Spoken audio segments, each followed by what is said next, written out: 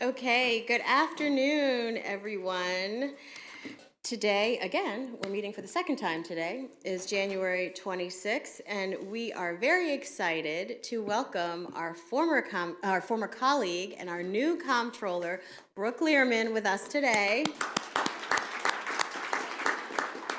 We are very excited to hear about your vision and your plans for the future of the comptroller's office.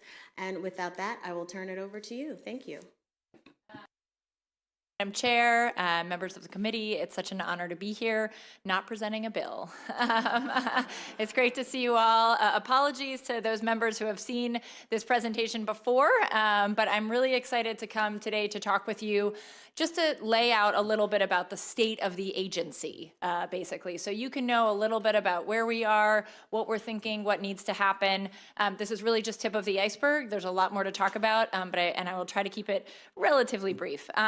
But thank you so much for allotting me some time today. I do want to start by saying that I look forward to having a fruitful partnership with all of you. This is our Revenue Committee in the House of Delegates, and we are the revenue agency. And so I hope that we can work very closely together moving forward. We always welcome you to share your ideas for legislation with us, to get our perspective, ideas on actual implementation. But I am confident that together we can ensure that this office, the Comptroller's Office, is in a position to provide world-class service to your constituents and to the state of Maryland, and to help accomplish all of your goals. So I want to start with a quick overview of the Comptroller's Office. So we're the agency, you may have heard me say it on the campaign trail, that sees every dollar in and every dollar out of the state of Maryland. It's a massive undertaking. It's carried out by about 1,000 dedicated employees of the Comptroller's Office. We are spread between Annapolis, where we are headquartered. I didn't know this until December, so I'm sharing it with you. The two buildings on your right, when you're driving towards the State House, the first one with Louis Goldstein in front is the Treasury Building. I sit on one side of the first floor, Treasurer Derek Davis sits on the other side of the first floor, and then the Comptroller staff is in the rest of that. The next building, which is the one next to the Senate, is the Revenue Administration Division, some compliance, and taxpayer services. So both of those buildings are within the agency. And then we have an office, a large office in Baltimore, and 11 field offices around the state. It's really been an honor to get to know and to start meeting the members of the Comptroller's Office. It's a really incredible team, and they processed last year 3.3 million tax returns, and you should know that 50% of those had to be touched by hand. Because we are not fully online. Just this week, tax season opened on Monday. We received, 57,000 tax returns, including a couple envelopes of cash. So there is much to do in terms of modernizing the agency. So we play a key role in providing oversight and accountability for state spending as well. We process every payment. 92% of proper invoices go out to within 5 days of receipt from the agencies. So the agency says, this is how much money. They send it over to us and the treasurer. The treasurer okays it, and then we send out the check. And all of that happens usually within 48 hours once we get it, but certainly within 5 days. It's also worth noting that we still receive 1.2 million paper returns every year, which is 1.2 million too many. So we want to work on that. There's lots of ways to improve the office. And that transitions nicely into where I want to begin by laying out my initial priorities for the office. We have 3 major opportunities that I want to immediately focus on to move the office forward. They are improving the employee experience, modernizing the office, and reimagining our impact. Okay, so when it comes to improving the employee experience, there are a few parts of this that I think it's important for all of you to note.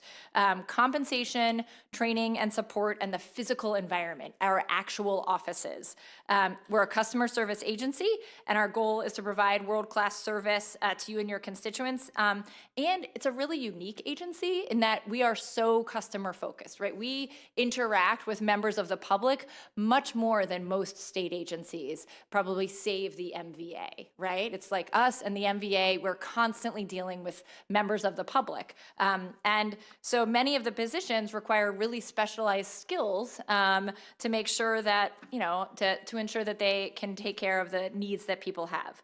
So when we talk about compensation, next slide, I want to just make sure you all understand sort of the challenges that we face in the comptroller's office. So for instance, a revenue examiner, someone who's looking at over tax returns, looking out for fraud, making sure that everything looks good before a refund goes out.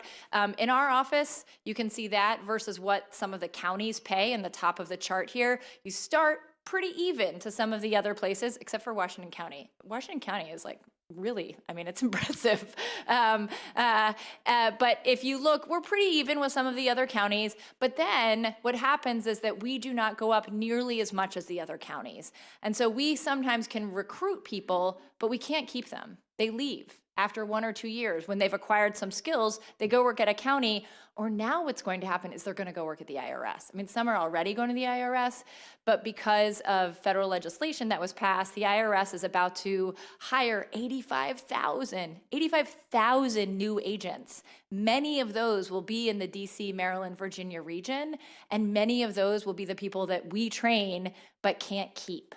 And so it's just worth noting that we're not just competing with the private sector, we're also competing with counties, and we're competing with the IRS as well. If you look at the next one, Tax Consultant 1, that's our entry-level attorney. The entry-level salary for a tax attorney in the comptroller's office is $56,000, which is, yeah, I know exactly, Delegate Wells. That was the face that, yes, it's really challenging to recruit an attorney who wants to work for that amount of money. As you can see, it's much lower than any of the counties. It's lower than any other state agency. And it doesn't go up very high. And so we, in order to do, complex business audits, in order to implement the private letter ruling bill that we passed last year, we absolutely must be able to recruit and retain attorneys to do this work in the state. So just wanted to give you some cold hard data there.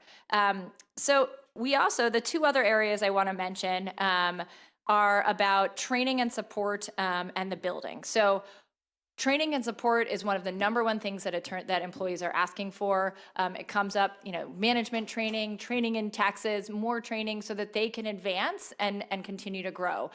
We have hired a new Chief Equity and Transformation Officer to increase our training support and equity in the office. And we also want to ensure employees are learning new skills. So this is something that we're prioritizing from the get-go. And then there's the physical built environment. So in Baltimore, where we have hundreds of employees, we are moving from State Center to 7 St. Paul Street, which is a downtown privately managed building. By the end of this year is the goal. And people are excited about that. Much better facilities, much healthier facilities, and new clean spaces in which to work. In Annapolis, I will say it's a different story. There is no plan. There are 2 buildings in the main Treasury building. They were supposed to renovate it in a couple years, but they've now pushed that back to not starting until 2027. And in the building across, the Revenue Administration Division building, there's no plans to renovate that building. There are literally bats flying around the 4th floor because there are holes in the building. The 4th floor is the attic, and we have people there. There was no air conditioning and heating, so we had to put in temporary systems. The bathrooms in both buildings are basically original to the buildings. So there are real challenges to keeping employees when they have to work in spaces like that. And this is every employee. It's from the top to the bottom that people have to work in spaces like that. I just don't think it's okay. And so I think there's work to do to make sure that when people come to work, they're coming to a place that treats them as a professional and respects them. And so we're looking forward to working with the new DGS secretary and the governor to make sure that we can improve the facilities where people work. Okay. Next, opportunity #2, modernizing the office. So Louis Goldstein used to say that he brought the comptroller's office from the pad of paper and pen to the mainframe. Now it is time for us to bring the office from the mainframe to the cloud. And these are two examples of what I mean. So if you look on the left here, our tax payment system is known as SMART. And that top screen you see, which is a DOS screen, the green screen, that is literally what people right now are working with to process our tax returns. Very old. So what we're moving to is a system called Revenue Premier, or Compass is what many people colloquially call it. And that's the bottom screen that you'll see there. This is a much more, this is an updated cloud-based system that will allow, it will just make it easier to change tax systems when you all pass tax policy. Right now, it is incredibly difficult and can take a lot of manpower to change the system so that people can process it. We want to get to a place where we're much more nimble and able to do the work and change tax policy and laws in the way that you all want us to change them. And then if you look at the right-hand side, you'll see Maryland has one of the oldest state accounting systems in the nation. Which means, of course, that when we are done, we will have the newest state accounting system in the nation, putting a positive spin on it. And so that is our financial management system that we need to update. It's called FEMIS, or R-STARS, and we're going to have legislation about creating a governance structure to make sure that we can update that. Okay, and next is finally, I want to talk about how, just really briefly, our opportunity to really reimagine the impact that the comptroller's office has. As you know, the comptroller does so much more than just collect taxes. So 4 key areas that I won't have too much time to go in depth on today, but I wanted to let you know are significant areas of focus on how we'll be reimagining the office. First, the Board of Public Works. The BPW oversees on average $400 million in contracts every 2 weeks. It used to be that $200,000 contract threshold was just a handful of contracts, but now it's nearly every contract. We are devoted to making sure that we're increasing our MBE participation, that we're providing more accountability and transparency on how those contracts are actually carried out. And we are bringing on Jasmine Clemens, who is our new BPW director. She starts February 1st. We're welcoming her from County Executive Olszewski's team. She's coming over to us, so we're really excited about that. So if you do have questions about BPW and information, just give us to like February 2nd so we can include Jasmine in those conversations so she hears what some of your ideas and thoughts are as well. Second, as the new vice chair of the Maryland State Retirement and Pension System, I have lots of ideas. I'm very excited to be engaging in our investment situation, talking with our investment team about how we can make sure we're increasing the participation of minority-owned firms, Maryland-based firms, making sure that we're thinking about how to actually invest in Maryland companies. I have heard time and time again of companies who said, I got the California pension system or the Massachusetts pension system to invest, but when I went to Maryland, they weren't interested. So I want to make sure that we're achieving a great return, the best return for our retirees, while at the same time making sure that we're using our dollars smartly and really investing well. And then third, look forward to reimagining how we do public engagement. Some of you may know Eva Lewis. She has just come on as our new statewide public engagement director. She's eager and excited to work with all of you to come up with ideas and to hear your feedback on how we can make sure that we're engaging proactively with nonprofits, with businesses, with members of the public and citizens to make sure that they understand the capabilities of the comptroller's office and how we can work with them. Whether that's on how to file a tax return or on financial literacy courses and whatnot. We are also bringing legislation to convert what exists now as a tiny little office called the Ombudsman Office into a taxpayer advocate office. This is the new national model that's been set. Most states now have an office of the taxpayer advocate within their tax revenue agency. The IRS has an office of the taxpayer advocate. We want to make sure we have an office that's completely situated on working with taxpayers and advocating for them to make sure they get what they need. And then finally, we want to close the tax gap, right? We know that there's a massive tax gap in the country, and certainly Maryland is not immune to that. This is, of course, the amount that is owed versus what is paid. And so, whether it's because people, for instance, have bought and are renting out 10 Airbnbs in Ocean City, and they've managed to hide that through 10 different LLCs so that they're not filing a tax return on the income that they've made from them, whether it's because they own a bunch of NFTs that they haven't declared. We are dedicated to using technology, doing more complex business audits, and doing what we can to make sure that we're closing the tax gap and bringing that revenue in. So that's some of the work I'm really excited about. Before closing out, I did want to provide just a brief update on legislation that you all have passed. So you've passed a couple bills in the past couple years and wanted to let you know where that was. In 2021, you passed I was in it, I was in the General Assembly then. We passed HB 804, which created a financial reward program for whistleblowers who help the state detect tax fraud. On December 30th, we issued a first report on the program's first full year of operations. So we sent this around. I think it went to Senate B&T and to Chairman Barnes, but we'd be happy to send it over to you, Madam Chair, so that you have it as well. And I think it was really interesting to have this program and to think about, there were 48 whistleblower cases. We didn't actually, none of them actually resulted in a payout to the whistleblower or to the state. But what it did was it highlighted for us some of the challenges that we face in capturing receipts, whether it's from a captive insurance company, which is an insurance company owned and controlled by another entity and hence doesn't have to pay taxes. It sort of exposed a loophole there that's worth looking into. It also demonstrated to us that there's a real need to make it easier to file whistleblower complaints. So I had a conversation with our compliance section just the other day about how we can create a space on our website to make it easier to interact with the agency, and it has opened up sort of a new ideas. I have lots of thoughts on, as a wage and hour attorney, in addition to suing civil rights, so going after some of these scofflaw companies that are not paying their employees and making sure that they, pay their taxes. So there are new ways that this work is going to work, and I'm excited to see that legislation continue. Another bill that we passed last year established a legal division and set up a private letter ruling process. I was the sponsor, so sorry, but it's beginning to take shape. DBM originally last year did not allocate any pins for the program, so we couldn't set it up.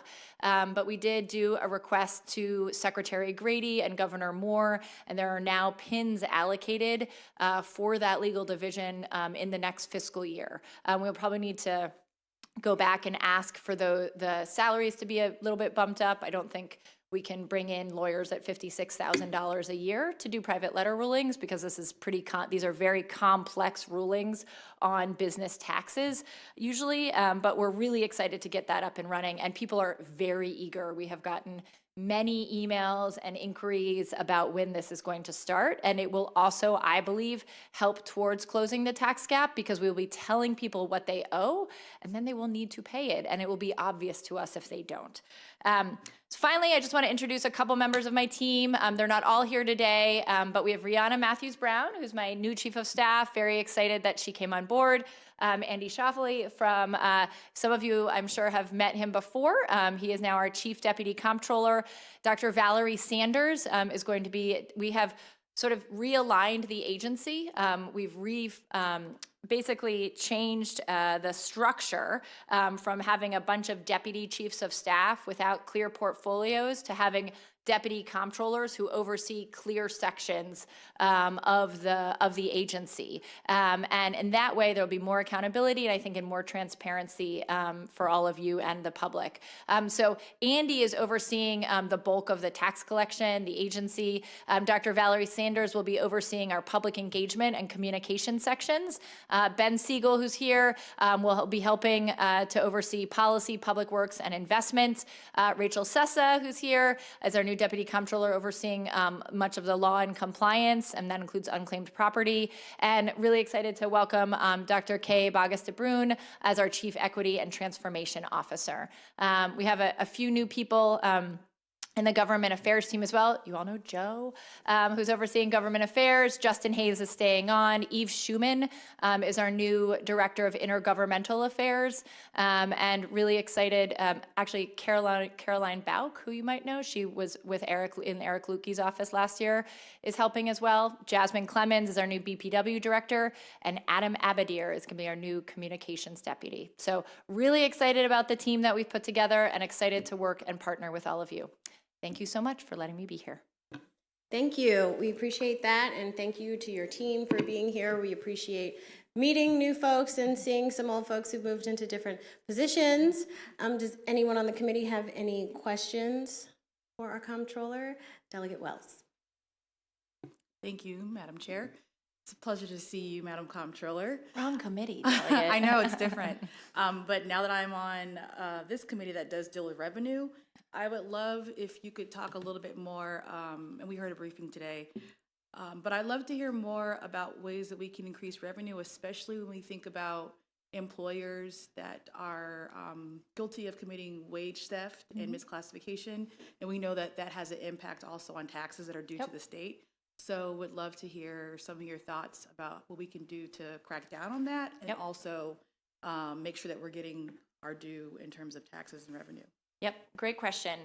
So this goes to this tax gap, right? When we talk about closing the tax gap, that's a way to bring in additional revenue without raising taxes, right? To actually get people to pay what's owed. So first I'll say, I guess many years ago, there was a partnership work group called the Workplace Fraud Work Group between the Department of Labor and the Comptroller's Office, and I look forward to resuscitating that, working with our new department, our new Secretary of Labor, Portia Wu.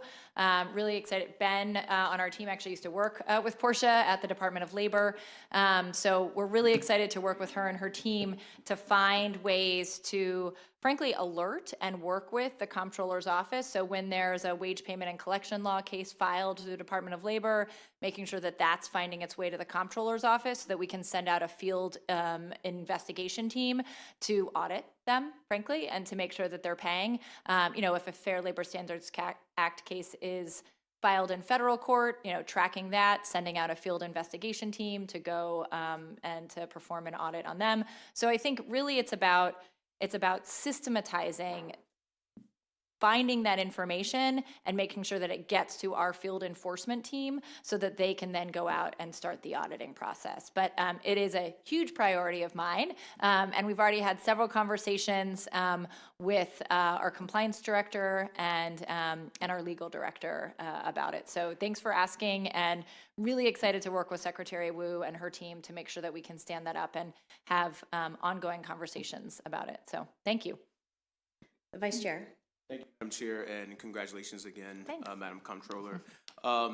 During the Board of Public Works meeting yesterday, you all mentioned about MBE participation. Yep. And then you also, I think one of your quotes mentioned that you want to hold these businesses accountable. What does accountability actually look like for some of these businesses that say up front they're going to do these things, but then in the back end they don't do it? We found out after the contract has already been expended, right? Yeah, I think accountability really simply means they don't get any more contracts from the state in the future, right? There has to be a way to say, okay, you've done this, you came to us, you said you were going to do this, you didn't carry out what we said.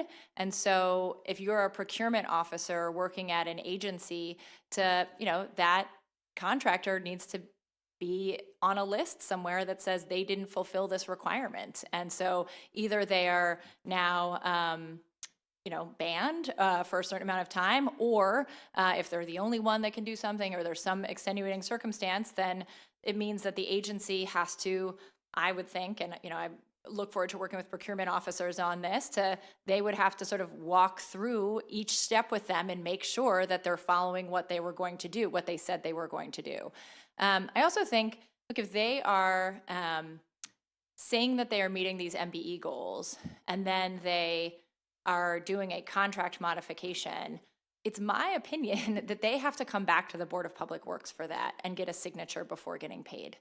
I do not think that if you bring a contract to me, if you come to me and you're doing, some business for me, and I sign on the dotted line and say, yes, this is what I want you to do, and then you go off and you do something very different, I'm going to say, well, I didn't I didn't sign on the dotted line to pay you to do that, right? Why would I pay you to do something that I didn't sign up to do? So I'm looking forward to working with the Board of Public Works legal department to understand how we can make sure that we're holding contractors accountable for coming back to us to get approvals on those types of contract modifications. Does that make sense? I'm sure there are other ways as well, and those are sort of the two off the top of my head, but I look forward to hearing your ideas and thoughts. And I know that Treasurer Davis has given this a lot of thought as well, so look forward to working with him to hear his thoughts too. No, that's great to hear, and I appreciate the answer. I wonder if it's also dealing with accounting, and when accounting pays those bills too, if they're looking at all the things that they have said that they're going to do. Right. And so I think it should start there before it even gets to procurement too.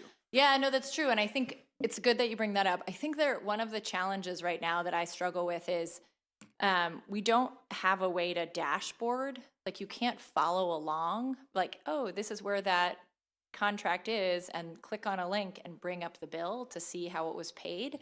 But there should be, right? You should be able to do that. And I think that gets to your point, is that if we could make that that system more transparent and easier to account, then we could have people who were following along. Last question for you. We had SDAT here with us. Always a great conversation with SDAT when they come to the General Assembly. Can you just explain the comptroller's relationship with SDAT and maybe your vision in the future for SDAT and what you would like to see? Sure. My vision in the future in SDAT. This is public, right? What SDAT? I will say, if you are a Marylander, and I'm just going to, as a Marylander, I'm not the comptroller, I'm just a Marylander, I want to start a business. I go register my business one place, and then I have to go pay taxes and do all my other business in a totally different agency, right? If I'm a contractor, this came up actually recently, and I'm about to receive a contract through the Board of Public Works. SDAT has sent me a notice that I forgot to pay something and I have to get it paid. I'm in the Board of Public Works, tomorrow. I pay the comptroller, who then has to send the receipt to SDAT to let them know it was paid. It's a totally convoluted, so people call me and they're like, who do I pay? It's to SDAT. I pay you, and then you'll tell SDAT. And, it's a very convoluted process. We also every day get many, many, many emails asking us about the homestead property tax exemption, right? Like if you're a Marylander and you hear the tax collection agency, you think it's the comptroller's office, so you email the comptroller's office and you say, hi, can you help me figure out this homestead property tax exemption? I'm really sorry, but we can't. That's a totally separate agency. I have no idea if they'll ever answer the phone, but I can't give you any information about it because I don't have it, and I can't look into their system to tell you, right? That's so frustrating. We have public engagement teams. We have communications teams that could educate people about the homestead property tax exemption. So many people who are owed it don't claim it. SDAT doesn't have that. Even if SDAT has some offices around the state, but if you go into our office thinking you're going into the tax office and ask about the homestead crap, or any other, one of the businesses they do, or the veterans one they administer, you come into our office, we have to send you, blocks away or someplace else to talk to them about it. So it is a really, just from the user perspective, like the Marylander perspective, it is a very convoluted and frustrating way to do things. So I know that there is a better way. And I hope that we can work together to make sure that we are thinking about how do we make this easier for Maryland businesses and Maryland residents so that we can streamline their experience. And this committee is in agreement with everything you just said and ready and willing to work with you to get something done. So Thank you for your candor there. Appreciate it. Thank you. We had a 2-hour briefing with SDAT. Oh, fun. Delegate Barnes. Thank you, Madam Chair. I had a statement and a question. And I'm going to go with the statement because it's more of a pleasantry. And I want to just start off by saying I think you are doing an outstanding job in your short period of time. I believe our class of delegates in 2015 was one of the smartest and brightest, and those that are really going above and beyond. where we have from our class a new comptroller, a U.S. attorney, and a chairwoman, and the longest-serving chairman of the Black Caucus. So I think what you're doing and your ways of being creative is spot on, and I am very proud of you. Thank you. Now, here in the state of Maryland, we have a 29% MBE goal. Yep. And I want to go piggyback off of the comments that my good friend Alonzo Washington stated on transparency. But before we get to transparency is how do we ensure your position now on the Board of Public Works that we are really trying to be more fair and equitable when we look at procurement opportunities for our small minority-owned businesses. When we have a 29% MBE goal, I believe last year we only did 14% of that 29%. And if I drill down any further, out of that 14%, Black-owned companies only got 3 to 5%. Travesty. Yeah, I agree. So, and I know one of the things that we had talked about privately, and one of the things that you were on the campaign trail speaking about, is ensuring that we change that narrative. Yep. So I would love to know, what is your idea on how are we changing the narrative to ensure that there is more fair and competitive ways for our small businesses to grow? Because if we are touting the state of Maryland is open for business, dare do I say we need to ensure that our small businesses are actually getting an opportunity to participate. Yep. Thank you for that, and thank you for all your leadership in this area. I'm excited to work with you and to learn from you, to continue learning from you, I should say. So there are a couple things. One, I think, is that we have to make sure that with you all, with the General Assembly, we're looking at the statutory requirements. Then we drill down to the regulatory requirements, which the Board of Public Works is responsible for all procurement regulations in the state. And then there's sort of just bad tradition, right? So it's statutory, regulatory, things practices that just need to end. So as far as the statutory, I think it's worth, re-examining whether our MBE program is it set up the way that it should be set up? When we are hitting 14% or 3 to 5%, the problem isn't the entrepreneurs and the businessmen and women in the state, right? It's the program. And so part of me believes that we need to work perhaps through the Procurement Improvement Council to really re-examine what are other states doing that works better? Are there statutory changes that we need to make to our program? And what are those statutory changes? For instance, I'll say there is a lack of capital availability for many of these businesses. So I talked recently with a Latina woman who was a very small business owner. She got her first contract with the State Board of Elections many years ago. And when she got that contract, they said, okay, here, go perform. But she needed to hire up immediately and train workers, and she didn't have money to hire up and train those workers in order to start performing the contract, but she wasn't going to be paid for the contract until after she had started doing that. So she needed money on the front end to be able to actually perform the contract to get paid. And so I think there's a case to be made that we need to reimagine some sort of revolving zero interest loan fund to make sure that companies who are in that position, and they're not all, some of these are big and reputable companies, but all the ones that are in that position have the ability to get access to capital to start up. Especially when they're new to doing business with the state.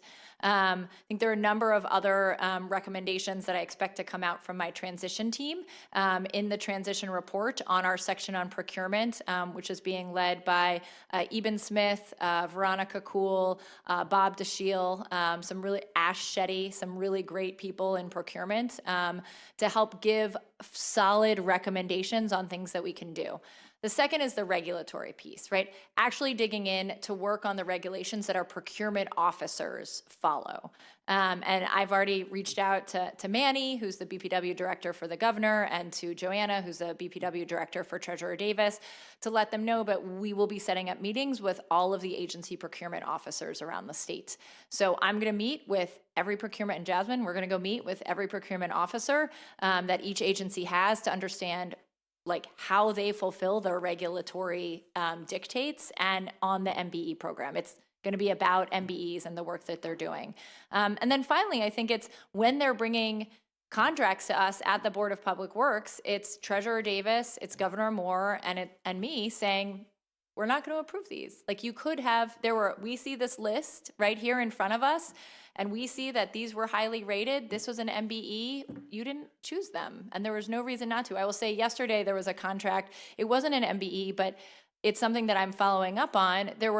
It was to build a new school in Baltimore. The Stadium Authority is doing it, and there were 5 companies, and only one of them was an out-of-state company, and they chose the out-of-state company, even though it had a lower technical score. And, that's jobs that aren't coming to Marylanders or to Baltimoreans. And I think, so I'll be writing to the Maryland Stadium Authority to say, I don't why would you do this? What is the point of this? We need best value, not lowest cost. So those are a few of the ideas off the top of my head that I have for you. And I think I have a very open door policy, and I look forward to hearing further ideas from you, and frankly, to seeing the ideas that my transition team presents to us as well for moving forward. Yeah, and I just want to say, and I truly appreciate that. And I would just say that I know that the Legislative Black Caucus has really been promoting equity and inclusion. Mm-hmm.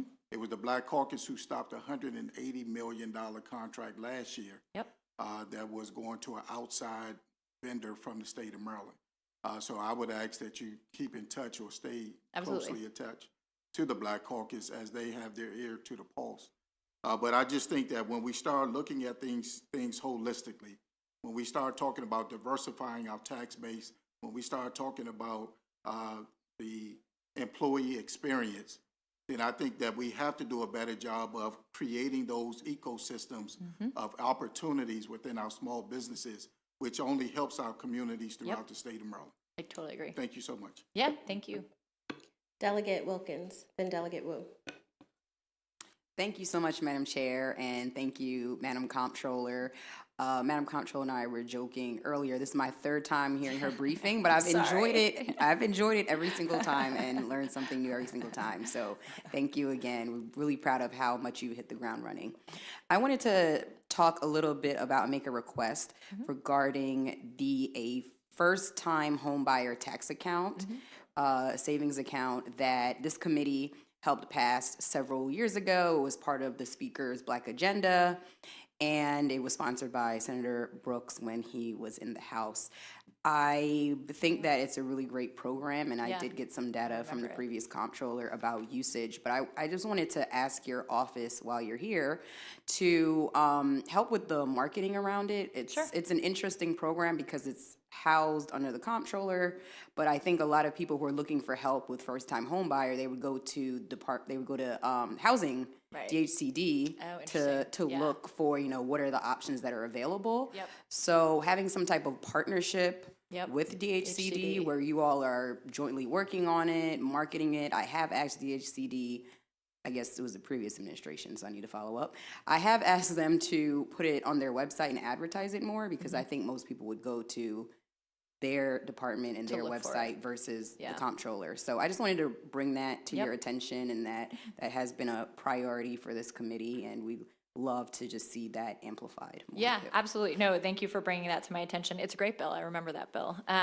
So yeah, and I think one of the things that we want to do is work with Dr. Sanders, our new public engagement director, to reimagine how we can really promote these tax credits that people don't know about. So I did sort of a round of press hits on Monday to let people know they can file their tax returns. And the one that I promoted a lot was the senior tax credit, because it's brand new, right? And so people don't know about it. In fact, it wasn't even on the comptroller's website. And I went on and I was like, we have to put this on immediately where all the other tax credits are, so that people could find it. I mean, my goal in the future is to make it more intuitive to pay your taxes, so that you can, when you're doing your taxes, you can see that. You can see your different options too. But thank you for that, absolutely. And I will look forward to working with the new Secretary, Jake Day, on that as well, to see if we can come up with some sort of combined marketing materials to share with people. So that's a great idea. Thank you. Yeah, absolutely. First, I want to say congratulations, Madam Comptroller. Thank you. We met a few times on the campaign trail, so we see each other again. So I have two questions. One question about your budget, right? So when I look at the numbers about the salaries, probably you are, like, especially the top rank, right? 20% or 30% lower than other agencies. So how big of your agency's budget? Is that increase had factored in the New Year's budget from the governor? So the original budget request that was made before I began, I would say, was not an adequate budget request, and was simply a status quo budget request. We have this slide, but we were trying to keep it short, so we didn't put this in. We've lost dozens of pins over the past few years. And as far as state agencies go, we do have some vacancies, but not nearly as many vacancies as many other state agencies. So I think right now we have 100 vacancies, but 50 of those basically have to stay vacant. DBM makes you keep a certain number vacant at all times for turnover purposes. So we basically have 50 vacancies out of almost 1,100 pins, which is not bad, but it's because we need more pins, and we need to be paying people to keep them. And it would make it much easier. Right now, we are very short-staffed, and Andy can tell you, we are very short-staffed, and are desperately trying to hire people for our call center to take calls from the public about who have tax questions. We're trying new tactics to incentivize current employees who will get a small bonus if they bring somebody in. Like, we are just desperately trying to find people, and it's incredibly difficult. I know everybody, private sector and public sector, is having this challenge. We are just unique in that we pay so low, and we are competing against counties, other state agencies, and the IRS, and private companies. So it's a real challenge. I see. Second question about the working condition, pretty bad, but have your agency think about a hybrid working condition style, or hybrid mode, or just remote work? That probably reduce the need for physical capacity. Absolutely. So many of our, every division has its own hybrid policy. So in some divisions, people are very hybrid and do not come in most days of the week because they can do that and they can work from home. But in other divisions, like our taxpayer services, our call centers, like, they have to be in. They have to take calls on our state phones, and they have to be there using our state computers on our state phones in the office. I think absolutely, we have worked with all of our division directors to make sure that people can be hybrid when necessary, but there's just a contingent of people that has to be in the office.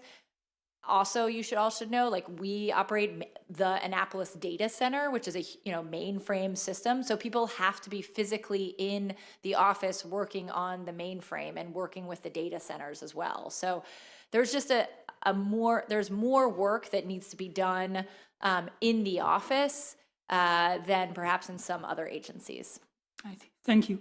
But yes, thank you so much for your questions, Delegate. Are there any other questions from the committee? Okay, seeing none, thank you, Madam Comptroller, for being here. Thank you. Thanks all so much. I look forward to working with you.